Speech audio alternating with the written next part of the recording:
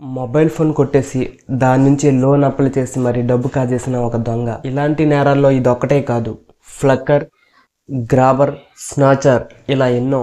సమాధానం చెప్పలేకపోయిన బ్యాంకు. ఇంతకీ మన ఫోన్ దొంగతనానికి గురైతే మనం ఏం చేయాలి? మన ఛానల్ను ఫస్ట్ టైం విజిట్ చేస్తున్నట్లయితే వెంటనే మన ఛానల్ సబ్స్క్రైబ్ చేసుకోండి. ఇక వివరాల్లోనికి వెళితే, ఒక వ్యక్తి లోకల్ ట్రైన్ లో ప్రయాణిస్తున్నప్పుడు సరిగ్గా ట్రైన్ తలుపులు మూసుకునే టైంకి ఒక దొంగ ప్లాట్ఫామ్ వైపు నుంచి వచ్చి ఆ వ్యక్తి ఫోన్ ను టక్కును లాక్కుని పోయాడు. 2 రోజుల తర్వాత తన యొక్క బ్యాంక్ అకౌంట్ లో బ్యాంక్ బ్యాలెన్స్ మొత్తం ఖాళీ అయిపోయినట్లు తనకైతే తెలిసింది. తన యొక్క అకౌంట్ లో ఉన్న మొత్తం డబ్బు 22 లక్షల వరకు పోయినట్లు తెలిసింది తనకి. అందులో ఆయన పేరు మీద ఆ దొంగ 7.5 లక్షల వరకు లోన్ కూడా తీసేసుకున్నాడు. ఆ వ్యక్తి ఒక మీడియాతో మాట్లాడుతూ, గతంలో అమ్మేసుకోవడానికి మాత్రమే ఫోన్లు దొంగతనం చేసేవారు, కానీ ఇప్పుడు మన సమాచారాన్ని, డబ్బును కూడా దోచేయడానికి ఫోన్లు దొంగతనం చేస్తున్నారని ఆ ఇంటర్వ్యూలో చెప్పారు. ఎలాంటి నేరాల్లో ఇది ఒకటే కాదు, ఇంకా ఎన్నో. ఇందులో నెంబర్ 1 ఫ్లక్కర్. ట్రైన్ సీట్ లో పడుకున్న వారి ఫోన్ ను, వారి నిద్రకు ఎటువంటి భంగం కలగకుండా వారి యొక్క ఫోన్ అయితే దొంగతనం చేసేవారు. Number 2 grabber.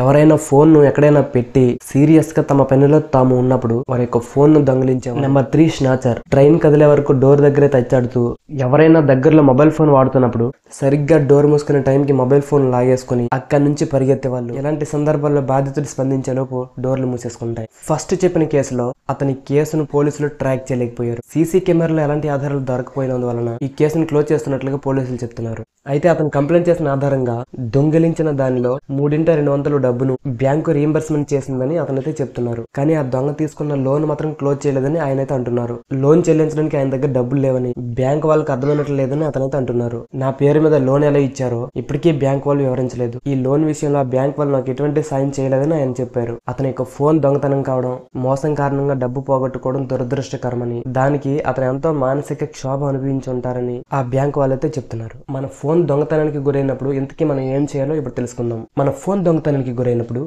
వెంటనే మనం తెలుసుకోవాల్సిన జాగ్రత్తలు ఏంటి ఇప్పుడు తెలుసుకుందాం. ఫస్ట్ మీరైతే పోలీసులకు కంప్లైంట్ చేయండి. కంప్లైంట్ చేసిన టైంలో మీ ఫోన్ యొక్క IMEI నెంబర్ ను ఆ పోలీసులకు అందించండి. ఆ తర్వాత మీరు మీ యొక్క సిమ్ ను కస్టమర్ కేర్ కాల్ చేసి బ్లాక్ చేసుకోండి. ఆ తర్వాత బ్యాంకుకు కంప్లైంట్ చేయడం ద్వారా మన యొక్క మొబైల్ ఫోన్ లో బ్యాంకింగ్ కి సంబంధించి సమాచారం ఉండొచ్చు. అలాంటప్పుడు బ్యాంకులకు ఈ విషయం వివరించి బ్యాంకింగ్ సర్వీసులను బ్లాక్ చేయమని చెప్పండి. 2 ఫ్యాక్టర్ ఆథెంటికేషన్ ద్వారా మీ యొక్క ఫోన్ డివైస్ ను ట్రస్టెడ్ డివైస్ లిస్ట్ నుంచి డిలీట్ చేయండి. అలాగే ఈమెయిల్ పాస్వర్డ్లు కూడా చేంజ్ చేసుకోవడం చాలా మంచిది. ఈ వీడియో కనుక మీకు నచ్చినట్లయితే వెంటనే మీ ఫ్రెండ్స్ కి షేర్ చేయండి. ఇంతవరకు మన ఛానల్ సబ్స్క్రైబ్ చేసుకోకపోతే వెంటనే సబ్స్క్రైబ్ చేసుకోండి.